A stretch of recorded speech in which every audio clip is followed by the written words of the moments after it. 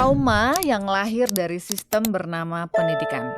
Hello hi people, kita ketemu lagi di episode Curcol bersama Dok Fisya, di mana pada episode kali ini saya akan membacakan curhatan dari subscriber yang sudah mengirimkan curhatannya ke email timdokfisya@gmail.com yang akan saya bacakan untuk kita bahas di episode kali ini ya.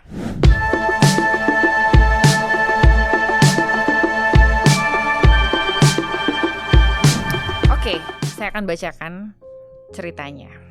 Halo dokter, aku ingin sharing ceritaku dikala anxiety menghantuiku dan bermula ketika ruangan dan lorong kampus menemuiku. Aku tidak sekuat itu. Aku terluka, bukan di tempat yang bisa dilihat orang, tapi di dalam diri yang tidak pernah benar-benar dipahami. Semuanya bermula dari kejadian ospek selama 1 tahun itu. 1 Juni, hari yang katanya kebebasan karena telah dilantik, tapi bagiku hanya pengingat bahwa aku pernah dihancurkan. Terima kasih kepada semua senior yang terlibat dalam kejadian itu. Karena kalian meninggalkan trauma yang begitu dalam dan membekas seumur hidupku. Terima kasih juga karena telah membuatku percaya bahwa ternyata luka batin tidak pernah dianggap penting. Disinilah kekerasan verbal, pelecehan psikologis, dan pengabaian kesehatan mental sangatlah dianggap biasa. Untuk para senior yang dengan bangga menyebut dirinya cutting atau kakak tingkat. Terima kasih sudah membentuk trauma yang masih kubawa sampai hari ini. Mungkin kalian akan menyebutnya tradisi, yang katanya untuk membentuk mental. Tapi yang mereka tinggalkan hanyalah ketakutan, rasa rendah diri, dan luka yang terus hidup. Mungkin bagi mereka itu hanyalah masa lalu, tapi bagiku itu adalah awal mula kehancuran. Dan untuk para dosen tertentu, terima kasih banyak. Terima kasih karena kalian sibuk memamerkan gelar dan menuntut kesempurnaan nilai, tetapi buta terhadap kesehatan mental mahasiswa.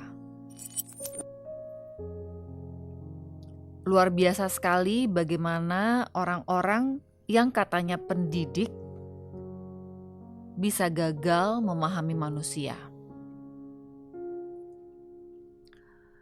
Luka ini tak kasat mata, sehingga wajar saja generasi yang lebih tua sering merasa paling benar hanya karena hidup lebih lama. Padahal ada begitu banyak orang di luar sana yang merasakan hal yang sama sepertiku. Mengapa edukasi kesehatan mental begitu diabaikan? Mengapa empati bukan bagian dari profesi akademik? Dosen yang terus menambah tekanan tanpa peduli keadaan. Terima kasih juga. Kalian berhasil membuatku muak dengan dunia yang katanya pendidikan. Inilah kata-kata dari seseorang yang sudah terlalu lama menahan beban batin. Para dosen menyebut dirinya pendidik, bangga dengan gelar, lantang berbicara tentang moral dan etika, namun tuli saat mahasiswa gemetar di depan mereka, dan buta terhadap kesehatan mental mahasiswa. Tekanan ditambah, empati dihilangkan. Saat aku runtuh, yang ditanya bukan, "Kamu kenapa?" melainkan, "Kenapa nilaimu turun?" Aku dipaksa kuat di lingkungan yang tidak pernah aman. Aku lahir kembali bukan dari rahim, tapi dari trauma yang diciptakan oleh sistem bernama pendidikan. F41.1, F32.3, F43.1. For your information, ini adalah kode-kode diagnosis, saya akan bahas nanti. 3 kode yang lahir dari ruangan, lorong kampus, dan relasi kuasa yang tak pernah berpihak pada mahasiswa. Aku belajar bahwa kampus bisa menjadi tempat paling sunyi, meski dipenuhi orang-orang berpendidikan. Di sini, nilai lebih penting dari nyawa. IPK lebih berharga daripada kesehatan mental. Dan trauma dianggap alasan untuk tidak kuat. F41.1 lahir dari ketakutan berulang. Ketakutan akan dimarahi, direndahkan, dan dipermalukan. F32.3 tumbuh dari kelelahan menjadi manusia di tempat yang hanya menghargai hasil, bukan proses. F43.1 berakar dari kejadian yang dipaksa kulupakan, namun terus kembali dan menghantui pikiranku. Aku bukan manja. Aku bukan kurang iman. Aku adalah bukti hidup bahwa kampus bisa melahirkan trauma yang mendalam. Jika kamu berkata, dulu kami juga begitu dan baik-baik saja, maka ketahuilah, tidak semua orang selamat dengan luka yang sama.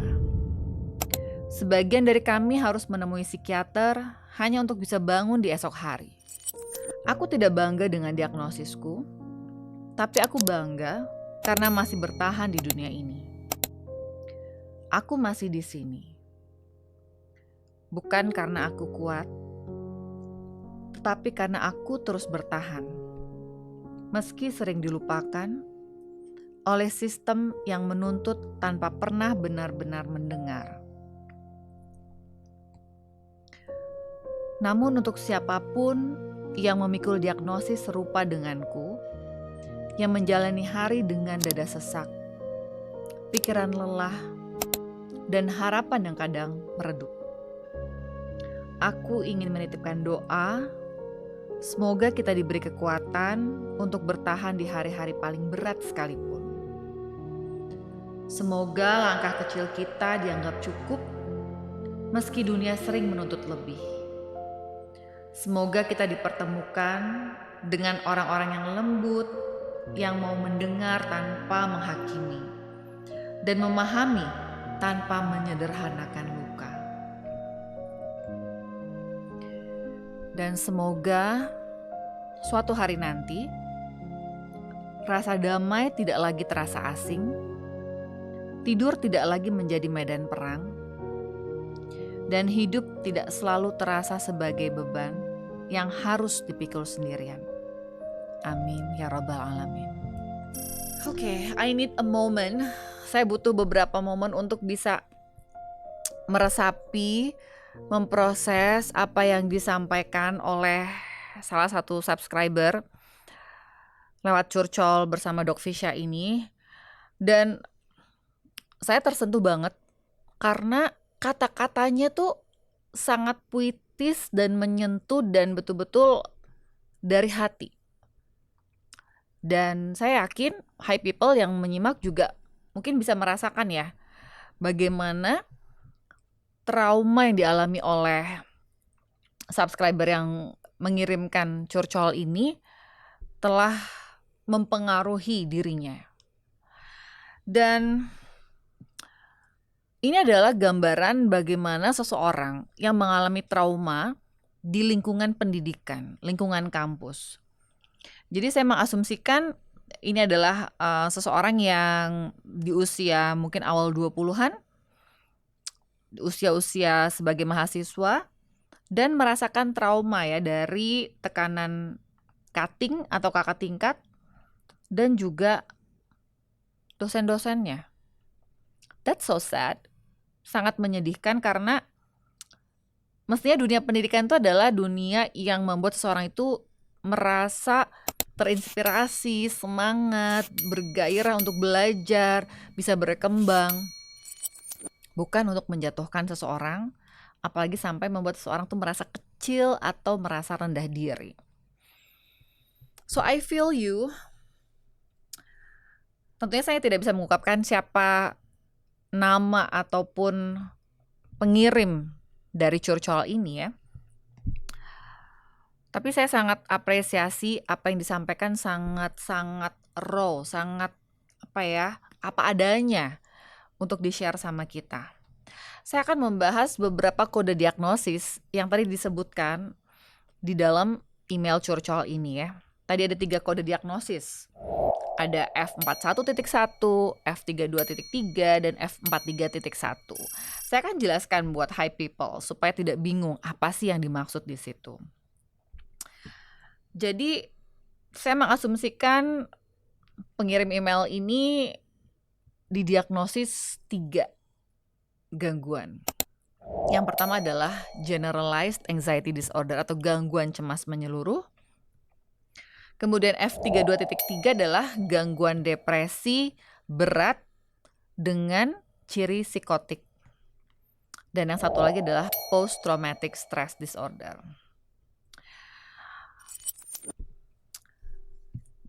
Ternyata trauma yang dialaminya memunculkan gejala-gejala kecemasan. Ketika kita bicara tentang gangguan cemas menyeluruh, seseorang yang mengalami gangguan tersebut akan merasakan kecemasan, rasa was-was, dihantui rasa kekhawatiran yang terus-menerus, yang seringkali tidak begitu jelas dan nyata sumbernya, tapi menghantui keseharian. Bisa ada gejala-gejala fisik yang menyertai seperti jantung berdebar, gelisah, tidak nyaman, keringat dingin ya, tremor, gemetar, atau ada sensasi seperti sakit kepala, pusing, kelayangan. Jadi berbagai gejala-gejala fisik bisa muncul, termasuk juga gangguan tidur. Tadi dianalogikan tidur itu menjadi medan perang tersendiri. Mungkin digambarkan seperti medan perang karena berusaha keras untuk bisa tidur. Dan itu seperti layaknya masuk ke battlefield, ke medan perang untuk bisa berhasil mendapatkan tidur yang baik dan berkualitas. Selain gejala-gejala gangguan kecemasan,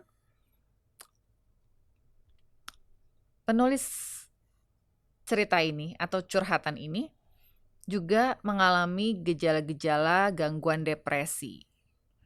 Yang kita tahu, depresi itu terdiri dari berbagai gejala antara lain suasana perasaan atau mood yang cenderung murung, mellow, rasa pesimis, ya, kemudian bisa muncul juga energi yang menurun sehingga rasanya berat untuk beraktivitas dan hilangnya minat serta kegembiraan. Bisa disertai pandangan yang suram tentang masa depan, rasa bersalah, rasa berharga yang menurun, kemudian bisa muncul pikiran-pikiran tentang kematian. Terlebih lagi, depresinya disertai dengan gejala-gejala psikotik. Gejala psikotik ini bisa berupa halusinasi, misalnya mendengar bisikan tanpa sumber atau melihat bayangan tanpa ada sumbernya. Ada beberapa case di mana seseorang yang mengalami trauma dari dunia pendidikan sampai mengalami depresi berat dan ada pikiran-pikiran untuk mengakhiri hidup. Itulah kita sangat menyayangkan ketika ada pemberitaan di mana kasus-kasus terkait depresi sampai mengakhiri hidup bisa terjadi pada mahasiswa. Mungkin stresornya tidak selalu dari lingkungan pendidikan, bisa dari lingkungan keluarga, relasi, pertemanan. Tapi ini adalah masalah nyata bahwa masalah kesehatan mental pada anak muda itu nyata adanya, signifikan. Dan harapannya dunia pendidikan bisa menjadi tempat yang aman dan nyaman untuk seseorang itu bisa mengungkapkan kalau dirinya sedang mengalami masalah kesehatan mental. Dan bahkan harapannya bisa membantu proses pemulihannya, bukan justru menambahkan trauma. Ada juga diagnosis F43.1. Ini adalah diagnosis gangguan stres pasca trauma atau PTSD, Post Traumatic Stress Disorder. Orang yang mengalami PTSD biasanya setelah satu kejadian traumatis bisa mengalami flashback atau kilas balik, munculnya memori-memori berulang tentang satu kejadian, adanya pola penghindaran, mudah terkejut, dan hilangnya rasa percaya diri atau berkurangnya rasa berharga dan rasa percaya diri. Bisa muncul juga perubahan mood. Tentunya hal ini sangat mengganggu kehidupan seseorang yang pernah mengalami peristiwa traumatis. Terlebih lagi apabila kilas balik atau flashback itu terus-menerus muncul sehingga mengganggu aktivitas sehari-hari. Buat siapapun yang menyimak episode kali ini dan ternyata mengalami hal yang serupa, mengalami gejala-gejala kecemasan, depresi, stres pasca trauma, baik itu dari lingkungan pendidikan atau lingkungan yang lain, keluarga, rumah, sosial, jangan ragu ya untuk mencari bantuan, karena penting sekali untuk bisa mendapatkan bantuan profesional agar dirimu bisa segera keluar dari state ini atau kondisi ini.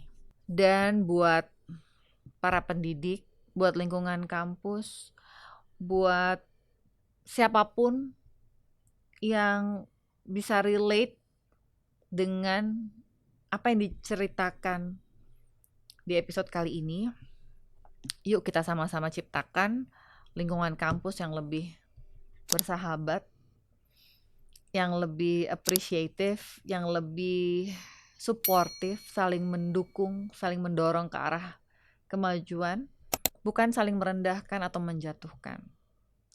Baik senior maupun junior, dosen maupun mahasiswa, kita mau sama-sama menciptakan suasana yang nyaman untuk belajar.